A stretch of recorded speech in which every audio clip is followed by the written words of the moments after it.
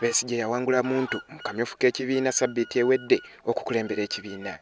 Besigye abadde ali ku mukolo gw'okulayiza abakungu b'ekibiina ku kitebe wano mu Kampala. Besigye ategeezezza nti naye alina ebigendererwa bye bimu n'ebya General Muntu okulaba ng'ekibiina kitwala obuyinza n'obwegassi bwa bannakibiina bonna mu ggwanga. Kubanga omulimu omukulu oguliwo gwa kulaba nti eggwanga lyaffe lisobola okutambulira ku mutindo omulala, bannayuganda ne balyenyumirizamu bonna, era emikisa egiri mu ggwanga lyaffe ne tusobola kugigabana kyenkanyi.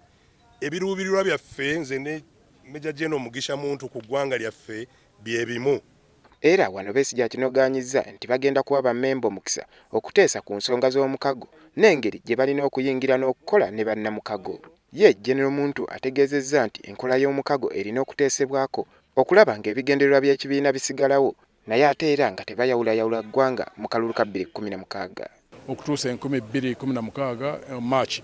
Naye nkyana tulina olukiiko lwa TDA ebirowoozo byonna oba okusalawo kwonna kwe tunaaba nga tumaliriza mu kibiina tugenda kuteeka mu TDA